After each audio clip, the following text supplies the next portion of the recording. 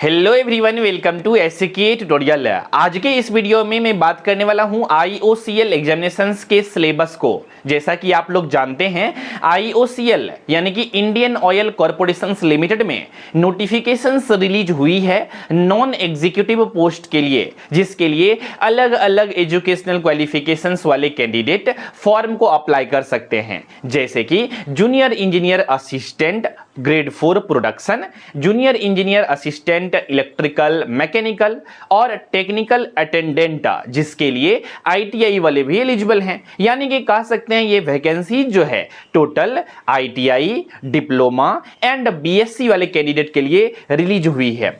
तो ऐसे में सिलेबस जो है बहुत ज्यादा कंफ्यूजिंग है, क्या पढ़ें क्या छोड़ें। तो आज के इस वीडियो में मैं बहुत ही इजी वे में आप सभी को सिलेबस एक्सप्लेन करने जा रहा हूं। IOCL एग्जामिनेशंस का ये जो नोटिफिकेशंस रिलीज हुई है, आप सभी के जानकारी के लिए मैं बता देता हूं। अगर आपने फॉर्म को अभी फिलअप नहीं किया है तो फॉर्म को फिलअप कर सकते हैं। अगर आपके पास एक्सपीरियंस है या एक्सपीरियंस नहीं है तो भी अप्लाई कर सकते हैं, क्योंकि ये जो वैकेंसीज आई हुई है कंबाइंड वैकेंसीज है।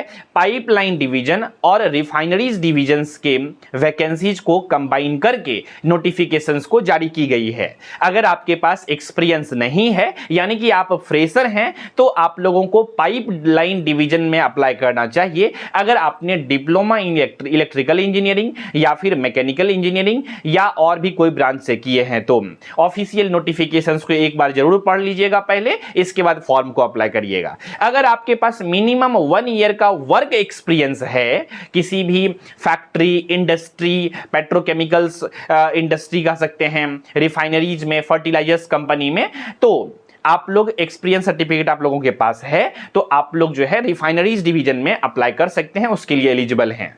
अब एक और एक्स्ट्रा पॉइंट मैं ऐड करना चाहता हूं। अगर आप लोग एक्स सर्विसमैन हैं तो आप लोग बेसिकली किसी भी पोस्ट के लिए फॉर्म को अप्लाई कर सकते हैं, किसी भी डिवीजन में। फॉर्म में नोटिफिकेशंस में क्लियरली लिखी गई है आपसे एक्सपीरियंस सर्टिफिकेट नहीं मांगी जाएगी, बस आपने जो जॉब किया है वो बेसिकली आपसे एक्स सर्विसमैन जिस डिपार्टमेंट में थे वो बेसिकली आपसे डॉक्यूमेंट वगैरह सब कुछ डॉक्यूमेंट वेरिफिकेशंस के टाइम में रिक्वायर्ड होगी, जो कि हाँ आपने इस पोस्ट के लिए इस डिपार्टमेंट में आपने काम किया था।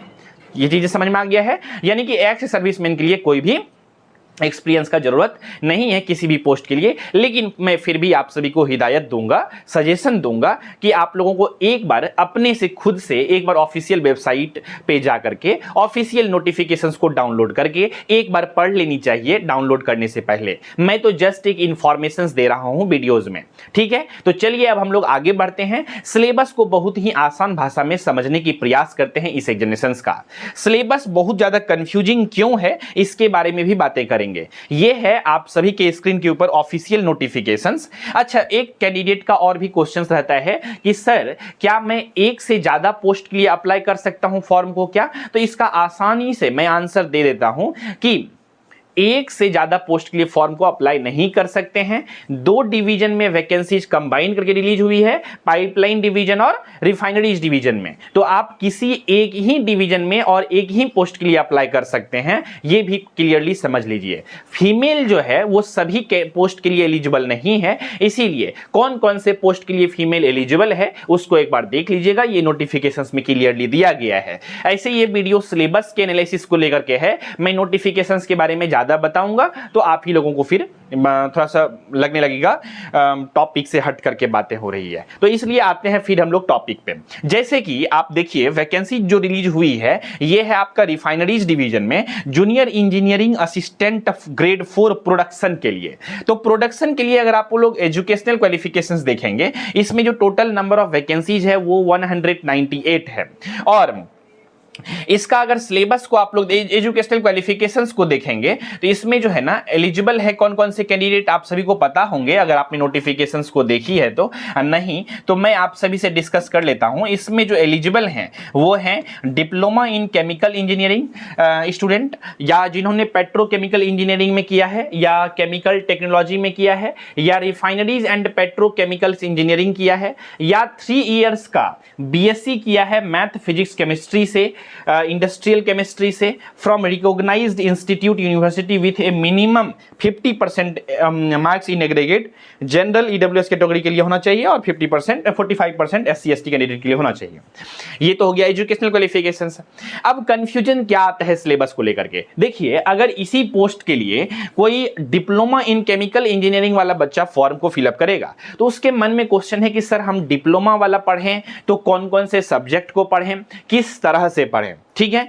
इसके बाद पेट्रोकेमिकल इंजीनियरिंग वाले बच्चे सोचते हैं कि हम क्या पढ़ें, पेट्रोकेमिकल वाले सब्जेक्ट पढ़ें जो डिप्लोमा में पढ़े थे, या फिर जो बीएससी वाले कैंडिडेट हैं इन्होंने तो फिजिक्स केमिस्ट्री मैथमेटिक्स से बीएससी किया है, तो ये लोग सोचते हैं क्या इस एग्जामिनेशन जो देंगे इस पोस्ट के लिए क्या मैथ फिजिक्स केमिस्ट्री पढ़नी होगी। तो इस तरह से कंफ्यूजन्स है। तो एक ही पोस्ट के लिए अलग अलग एजुकेशन क्वालिफिकेशंस वाले कैंडिडेट फॉर्म को अप्लाई कर रहे हैं। तो आप सभी को मैं आसानी से बता देता हूं इजी लैंग्वेज में कि एग्जामिनेशंस के क्वेश्चन जो बनेंगे वो जनरलाइज्ड फॉर्म में बनेंगे। ज्यादातर क्वेश्चन जो रहेंगे वो केमिकल इंजीनियरिंग से रहेंगे, डिप्लोमा इन केमिकल इंजीनियरिंग से रिलेटेड रहेंगे।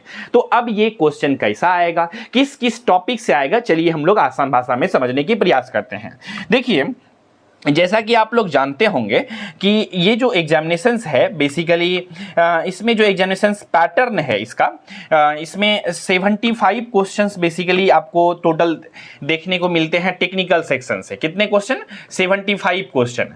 तो 75 क्वेश्चन जो रहेंगे वो बेसिकली आपको देखने को मिलेंगे। यहां पर अगर मैं ऑफिशियल सिलेबस के बारे में बातें करूं तो केमिकल इंजीनियरिंग यानी कि प्रोडक्शंस का बात कर रहे थे, तो ये जो टोटल आप टॉपिक देख रहे हैं process calculations and thermodynamics, chemical reaction engineering, heat transfer, chemical technology, fluid mechanics and mechanical operation, instrumentation and process control, plant design and economics और मास ट्रांसफर। ये जो 8 टॉपिक है ये 8 टॉपिक से बेसिकली क्वेश्चन पूछे जाएंगे। 75 मार्क्स के जो क्वेश्चंस बनेंगे टेक्निकल सेक्शन से वो यही सेक्शन से बनेगा क्वेश्चन 75 क्वेश्चन, और 25 क्वेश्चन जो रहेगा वो रहेगा नॉन टेक्निकल सेक्शन से, जिसमें से 15 क्वेश्चन रहेंगे आपका जनरल एप्टीट्यूड का, एप्टीट्यूड रहेंगे, और 10 क्वेश्चन रहेंगे वो रहेंगे जनरल अवेयरनेस का, जनरल अवेयरनेस का। तो ये चीजें क्लियरली आप लोगों को समझ में आई कि नहीं आई? चलिए तो टोटल कितने क्वेश्चन हो गए? 100 क्वेश्चन हो गए,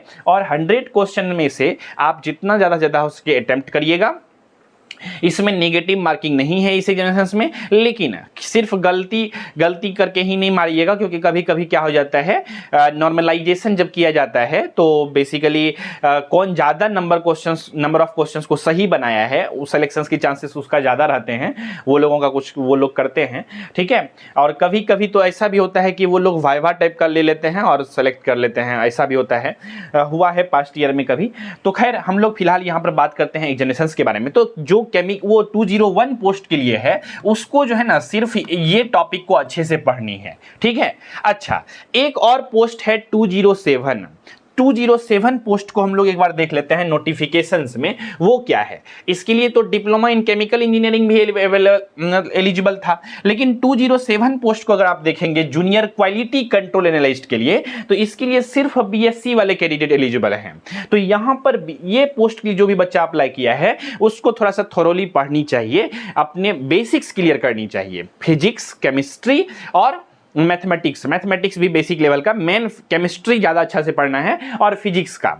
तो ये सभी चीजें हमने आप सभी को एसके ट्यूटोरियल ऐप पर हम अपने पेड बैच के में बेसिकली सभी कंटेंट को दिया है। आप लोग अच्छे से वहां पर जुड़ करके भी पढ़ सकते हैं अगर आप लोग प्रिपरेशन करना चाहते हैं। तो जितने भी पोस्ट के लिए वैकेंसीज रिलीज हुई है सभी पोस्ट के लिए हमारे एसके ट्यूटोरियल ऐप पर पेड बैच अवेलेबल है। अगर आप चाहें तो उस बैच में इनरोलमेंट लेकर के अपना प्रिपरेशन कर सकते हैं। उस बैच में आपको मिलेंगे कंप्लीट सिलेबस के video lecture, PDF notes, sample paper practice set according to the IOCL examinations के पैटर्न के बेसिस पे, और आप लोग इत्मीनान से अच्छे से प्रिपरेशन कर सकते हैं। समय कम है इसीलिए ज्यादा समय सोचने में मत लगाइए। अगर सच में प्रिपरेशन करनी है तो आप लोग एग्जामिनेशंस के लिए अच्छे से हमारे साथ जुड़ करके प्रिपरेशन कर सकते हैं।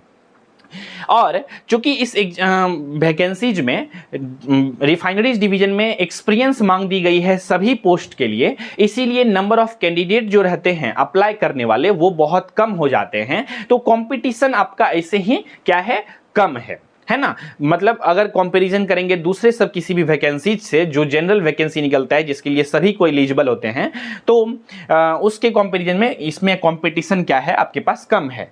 तो लगभग में सभी पोस्ट के लिए रिफाइनरीज डिवीजन में मांग दिया गया है एक्सपीरियंस, कुछ पोस्ट को अगर छोड़ दिया जाए तो, है ना।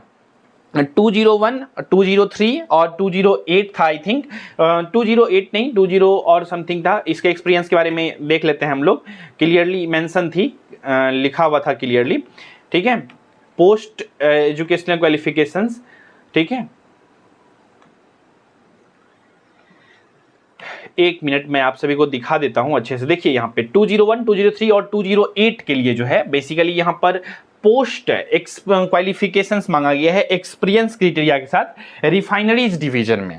पोस्ट एक्सपीरियंस का मतलब होता है कि आपने जब कोर्स को किया, जैसे कि आपने बीएससी किया या फिर डिप्लोमा इन केमिकल इंजीनियरिंग किया, कोर्स कंप्लीट होने के बाद आपने एक्सपीरियंस को लेना शुरू किया, यानी कि कोर्स कंप्लीट होने के बाद जब आप कहीं पर काम करना शुरू किए, वो सर्टिफिकेट होना चाहिए। बहुत सारे बच्चों के पास क्या होता है कि कोर्स भी कर रहे हैं और साथ साथ हम दूसरे जगह से एक्सपीरियंस भी ले रहे हैं, तो वो उस समय में नहीं होना चाहिए, मतलब फिर वो पोस्ट वाला नहीं हुआ। पोस्ट का मतलब होता है after completion of the course, जिस कोर्स के लिए एलिजिबिलिटी मांगी गई है, इसके बाद आपने वर्क किया है, वो जो सर्टिफिकेट है वो मांगी गई है, ये पोस्ट के लिए 201, 203, 208 के लिए, ठीक है। तो रिफाइनरी डिवीजन में, और रिमेनिंग के लिए आपके पास एक्सपीरियंस है अगर नॉर्मली, तो वो चीजें आप अप्लाई कर सकते हैं, ठीक है। तो एक्सपीरियंस कैसा क्या है वो सब तो नोटिफिकेशंस को आप लोग डिटेल में एक बार पढ़ लीजिएगा, अच्छे से देख लीजिएगा तो क्लियरिटी आ जाएगा। तो सिलेबस में समझ में आया 201 पोस्ट के लिए क्या है आपको पढ़नी है, वो 8 टॉपिक जो केमिकल इंजीनियरिंग के हमने बताए हैं। नॉन टेक्निकल के लिए आपको मैथमेटिक्स पढ़नी है और जनरल अवेयरनेस पढ़ने हैं। जनरल अवेयरनेस जो है ना बहुत वास्ट लेवल का नहीं रहता है। अगर आप लोग नॉर्मल लुसेंट का जो जीके आता है उसका विविध चैप्टर जो होता है सबसे लास्ट में, अगर उल्टाइएगा लुसेंट का बुक को तो विविध चैप्टर होता है, उसको अच्छे से अगर आप लोग देख लीजिएगा तो मेरे ख्याल से क्वेश्चन सारा बन जाएंगे लगभग में, ठीक है। तो नॉन टेक्निकल भी हो गया, मैथमेटिक्स के सारे क्लासेस दे ही रहे हैं आप सभी को हम अपने बैच में, और यूट्यूब पे भी मेरे क्लासेस पड़े हुए हैं, आप लोग चाहें तो उसको भी देख सकते हैं। अच्छा, अब बात कर लेते हैं हम लोग, ये सब तो पूरा कॉन्सेप्ट क्लियर हो गया। अच्छा, ये मैंने बता दिया है आप सभी को स्टार्टिंग में ही कि पाइपलाइन डिवीजन में अगर आप अप्लाई करिएगा तो इंजीनियरिंग असिस्टेंट इलेक्ट्रिकल के लिए, मैकेनिकल के लिए और असिस्टेंट T&I के लिए और टेक्निकल अटेंडेंट के लिए, ये जो आया हुआ है इतना पोस्ट के लिए, ये पोस्ट के लिए कोई भी बेसिकली एक्सपीरियंस नहीं मांगी गई है। पाइपलाइन डिवीजन में फॉर्म को अप्लाई करिएगा अगर आप फ्रेशर हैं, डिप्लोमा किए हैं मैकेनिकल में, इलेक्ट्रिकल में, और या फिर ITI किए हैं आप, तो एलिजिबल हैं फॉर्म को अप्लाई करने के लिए। डिप्लोमा वाले जूनियर इंजीनियर असिस्टेंट, मतलब इंजीनियरिंग असिस्टेंट इलेक्ट्रिकल मैकेनिकल के पोस्ट के लिए अप्लाई कर सकता है, और ITI वाले कैंडिडेट जो है मतलब इंजीनियरिंग असिस्टेंट, यहाँ टेक्निकल अटेंडेंट जो है इस पोस्ट के लिए ITI वाले बच्चे अप्लाई कर सकते हैं फॉर्म को। अच्छा, ITI में कौन कौन से ट्रेड वाले बच्चे एलिजिबल हैं फॉर्म को अप्लाई करने के लिए, ये भी इसके ऑफिशियल नोटिफिकेशंस में क्लियरली मेंशन है। टोटल जो है ना इसमें आई थिंक 14 ट्रेड वाले, मतलब 14 ट्रेड वाले बच्चे जो है जिन्होंने ITI किया है उस ट्रेड से, वो लोग एलिजिबल हैं। देखिए यहाँ पे टोटल जिसने इलेक्ट्रीशियन से किया है 2 इयर्स का ITI, इलेक्ट्रॉनिक मैकेनिक में किया है, फीटर में किया है, इंस्ट्रूमेंट मैकेनिक में किया है, इंस्ट्रूमेंट मैकेनिक केमिकल प्लांट के लिए किया है, मैकेनिक मैकेनिस्ट में, इस तरह से यहाँ पूरा क्लियरली लिस्ट पड़ा हुआ है। 14 टोटल जो है ना ट्रेड है जिससे भी किया है कोई भी बच्चों ने ITI, ये 14 में से किसी भी ट्रेड से, तो वो लोग एलिजिबल हैं टेक्निकल अटेंडेंट के पोस्ट के लिए, यानी कि 401 जो पोस्ट कोड है इसके लिए फॉर्म को अप्लाई करने के लिए। तो याद rखिएगा इसके लिए वर्क एक्सपीरियंस जो है मैंडेटरी नहीं है, तो आपके लिए एक अच्छा मौका है ITI वाले कैंडिडेट के लिए, ठीक है। डिप्लोमा वाले के लिए, इलेक्ट्रिकल और मैकेनिकल वालों के लिए पाइपलाइन डिवीजन में अच्छा मौका है, और जिसके पास एक्सपीरियंस है आप सभी से हम्बल रिक्वेस्ट है कि आप लोग रिफाइनरीज डिवीजन में अप्लाई करिए, हाई चांसेस है सिलेक्शन होने का, क्योंकि एक्सपीरियंस वाले कैंडिडेट जो है बहुत कम है, क्योंकि एज का क्राइटेरिया भी आप लोग जानते हैं 18 से 26 साल रखी गई है, और 26 साल के उम्र में ही आपको किसी भी प्लांट में काम करने का 1 ईयर का एक्सपीरियंस होना, इस तरह के कैंडिडेट इंडिया में मतलब कह सकते हैं कि कम है, मतलब इसीलिए कंपटीशन कम हो जाएगा, आप सभी का चांसेस ज्यादा रहेगा सिलेक्शंस का। तो पाइप रिफाइनरीज डिवीजन में बेसिकली अप्लाई कर सकते हैं, ठीक है। और जूनियर इंजीनियरिंग असिस्टेंट यहाँ पे फायर सेफ्टी के लिए, तो ये सभी चीजें हैं देख लीजिएगा, और क्वालिटी कंट्रोल के लिए आपको ट्वेल्थ लेवल का फिजिक्स केमिस्ट्री मैथमेटिक्स पढ़नी चाहिए, अच्छे से बेसिक्स क्लियर करनी चाहिए, ठीक है। और अगर बात करें जूनियर इंजीनियरिंग असिस्टेंट इंस्ट्रूमेंटेशन के लिए, तो इंस्ट्रूमेंटेशन इंजीनियरिंग, इलेक्ट्रिकल इंजीनियरिंग और आगे जो है बेसिकली इलेक्ट्रॉनिक्स इंजीनियरिंग के लिए भी है बेसिकली एलिजिबिलिटी क्राइटेरिया का। तो देखिए पोस्ट कोड जो है ना 206 और 204 और यहां पर 203, यानी कि इसके लिए भी इलेक्ट्रॉनिक्स वाले बच्चे एलिजिबल है, इसलिए 203 और जूनियर इंजीनियर ये जो है इसके लिए ITI फिटर और diploma in electrical engineering mechanical engineering वाले एलिजिबल हैं। तो 202 ये जो पोस्ट कोड हैं 202, 203, 204 और 206, ठीक है 206, इसके लिए एक सेपरेट बैच बनाए गए हैं जिसमें कि आपको इलेक्ट्रिकल इलेक्ट्रॉनिक्स इंस्ट्रूमेंटेशन इंजीनियरिंग को पढ़ाए जाएंगे, ठीक है। अच्छा, यहां पर एक पोस्ट कोड आप लोग देखते होंगे जिसके लिए एलिजिबल हैं कौन कौन, डिप्लोमा इन, अगर मैं बात करूं यहां पर पोस्ट कोड 5 के लिए, देखिए जूनियर इंजीनियर असिस्टेंट मैकेनिकल वालों के लिए, अगर इसमें तो generally diploma in mechanical engineering वाले बच्चे फॉर्म को अप्लाई कर ही सकते हैं, ठीक है। लेकिन क्या लिख दिए हैं ये कि diploma in mechanical engineering from recognised board of university candidate इतना इतना, ठीक है। मैं कुछ और चीजें आप सभी से शेयर करना चाह रहा था, इसके लिए तो मैकेनिकल इंजीनियरिंग वाले एलिजिबल हैं जिन्होंने डिप्लोमा मैकेनिकल इंजीनियरिंग से किया है, ठीक है। चलिए, तो अलग अलग पोस्ट वाइज समझ में आ गया और सबका जो सिलेबस है यहां पर आप लोग को दिखा देता हूं मैं कि आप ब्रांच वाइज नॉन टेक्निकल को सबका प्रिपरेशन कर ही लीजिएगा, है ना। यहां पर देख लीजिए इलेक्ट्रिकल मैकेनिकल सबका, तो देखिए जनरल इंग्लिश पढ़ना होता है, मतलब जो आपको मैंने बताया नॉन टेक सेक्शंस में, तो जनरल इंग्लिश में antonyms, synonyms, idioms, phrases, one word substitution, fill in the blank, rearrange sentence, spotting the error in the sentence, vocabulary और कॉम्प्रिहेंशन पैसेज, इस तरह के क्वेश्चन देखने को मिलते हैं। और इसके लिए हमने कंप्लीट इंग्लिश का ई बुक आपके बैच में प्रोवाइड करा दिया है, तो उसको अच्छे से आपको कवर कर लेनी है। 125 या 130 रूल का एक बुक है जिसमें पूरा ग्रामर आपका खत्म हो जाता है और सभी चीजें, one word substitution, rearrange sentence, spotting error, word meaning, सब कुछ उस ई बुक में दिया गया है। उस PDF को भी एक्सेस कर सकते हैं हमारे ऐप पर जब इनरोलमेंट ले लेंगे बैच में। तो आगे है जनरल स्टडीज, ये सेल्फ स्टडी का पार्ट है, लूसेंट वाला जो रिसोर्सेस मैंने बताया उसको फॉलो करनी है। अगर आपका डिप्लोमा इलेक्ट्रिकल इंजीनियरिंग रहा है तो ये सब सब्जेक्ट को आपको देखनी है। बहुत ज्यादा टफ लेवल का क्वेश्चन नहीं रहता है, बेसिक लेवल का क्वेश्चन रहता है, objective question, theoretical based question ज्यादा रहता है, न्यूमेरिकल बहुत रेयरली देखने को मिलता है, कुछ क्वेश्चन ही। मैकेनिकल इंजीनियरिंग वालों के लिए ये सभी पॉइंट्स है, hydraulics, heat engine, structural engineering, fluid mechanics, thermodynamics से द स्ट्रेंथ लाइक मटेरियल, ये देख लीजिएगा, स्क्रीनशॉट ले लीजिए। केमिकल इंजीनियरिंग वालों के लिए ये टोटल 8 पॉइंट्स है जिसमें कि 4 पॉइंट का 4 सब्जेक्ट क्लासेस कंप्लीट हो चुकी है ऐप पे, PDF नोट्स भी अपलोड हो चुके हैं और मॉडल सेट, प्रैक्टिस सेट भी इसका अपलोड हो चुके हैं। और इलेक्ट्रिकल इंस्ट्रूमेंटेशन का तो बैच लगभग में 80% सिलेबस कंप्लीट हो चुका है। तो जल्द से जल्द अगर आप प्रिपरेशन करना चाहते हैं, प्रिपरेशन के मूड में हैं, और अच्छा अपॉर्चुनिटी है डिप्लोमा होल्डर कैंडिडेट के लिए, BSc वाले कैंडिडेट के लिए, अगर आपके पास एक्सपीरियंस है तो, और एक्सपीरियंस नहीं है तो डिप्लोमा होल्डर ITI वाले कैंडिडेट के लिए अच्छा अपॉर्चुनिटी है इसमें। इंस्ट्रूमेंटेशन इंजीनियरिंग में ये सभी सब्जेक्ट को पढ़नी है, ठीक है। वो बैच के अंदर पूरा पढ़ाए गए हैं जितना भी जरूरत है। प्रीवियस ईयर क्वेश्चन पेपर को भी आप लोग देख सकते हैं और ये PDF को भी डाउनलोड करना चाहते हैं तो आप लोग हमारे SK ट्यूटोरियल ऐप से डाउनलोड कर सकते हैं सिलेबस वाले PDF को।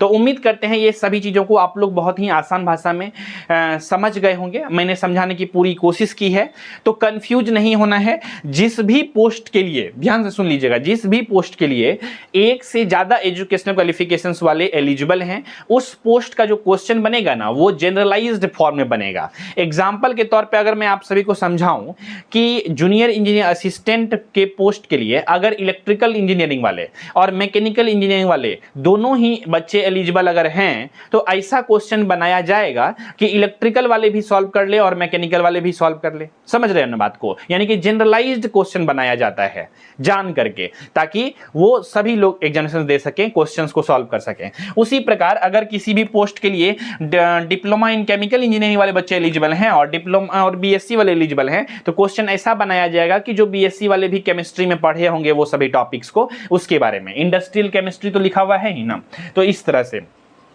तो आप सभी को कंप्लीट रूप से अच्छे से बैच में पढ़ाए जा रहे हैं, क्लासेस चल रहे हैं, बैच में इनरोलमेंट लेनी है तो ले सकते हैं आप लोग एसके ट्यूटोरियल ऐप पर। इसकी नोटिफिकेशंस आए थे 20 जुलाई को, आप सभी को पता है, और हम लोगों ने बैच 22 जुलाई को ही लॉन्च कर दिया था।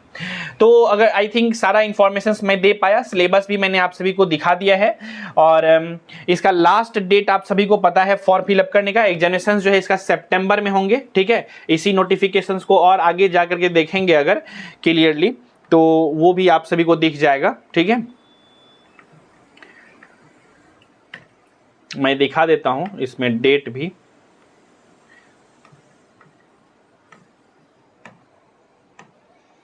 ठीक है। यहां पे नॉर्मलाइजेशंस का मेथड्स वगैरह दिए हुए हैं और क्यों पड़ता है नॉर्मलाइजेशंस का जरूरत, वो सब के बारे में, ठीक है।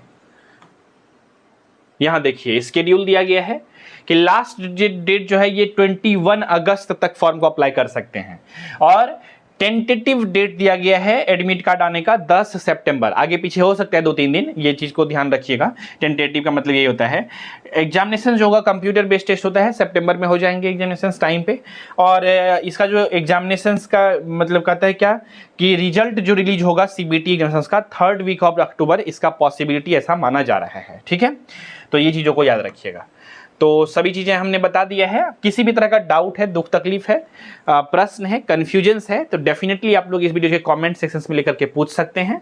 तो इसी विचार के साथ रखते हैं आज के इस एपिसोड में बस इतना ही।